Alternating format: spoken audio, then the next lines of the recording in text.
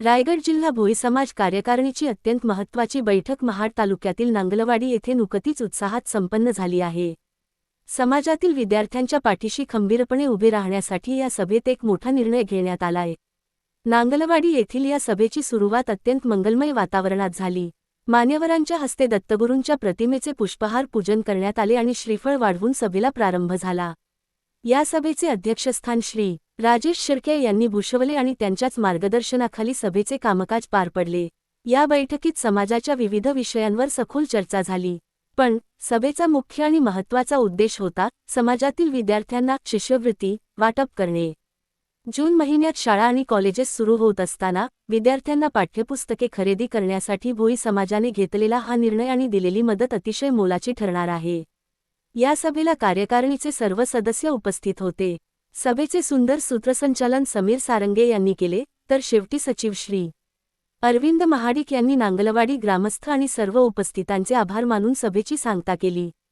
भोई समाजाच्या या कौतुकास्पद उपक्रमाबद्दल तुम्हाला काय वाटते कमेंट करून नक्की सांगा आणि अशाच महत्त्वाच्या अपडेट्ससाठी चॅनेलला लाईक आणि सबस्क्राईब करायला विसरू नका। धन्यवाद। मी राजेश दत्ताराम शिर्के, रायगड जिल्हा भोई समाज संस्थेचा अध्यक्ष। आज आमची रायगड जिल्हा भोई समाजाची सहविचार सभा नांगलवाडी येथे दत्त मंदिरात अत्यंत उत्साहात पार पडली। समाजापुढे एकच उद्दिष्ट असतं की आमच्या समाजाची मुलं, कारण आमचा भटके समाज असल्यामुळं आमच्या समाजाची मुलं जेणेकरून कशी जास्तीत जास्त शिकतील याच्याकडेच आमचा जास्त प्रयत्न असतो। त्या अनुषंगाने आम्ही दरवर्षी समाजाच्या मुलांना शिष्यवृत्ती वाटप करतो।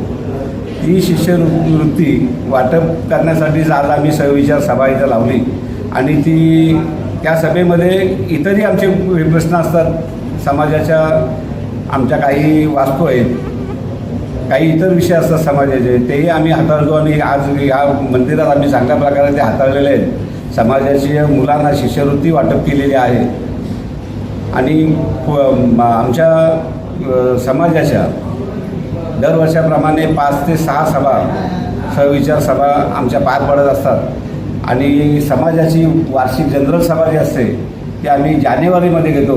जानेवारीमध्ये सगळ्यांच्या विचाराने काही समाजाचे आमचे ठराव असतात ते आम्ही ठराव मंजूर करून घेतो।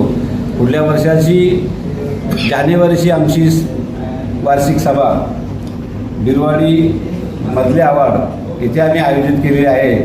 आम्ही पूर्ण आशामध्ये आहोत की तीही सभा आमची चांगल्या प्रकारे पार पडेल। एवढंच मी बोलतो आणि माझे विचार संपवतो।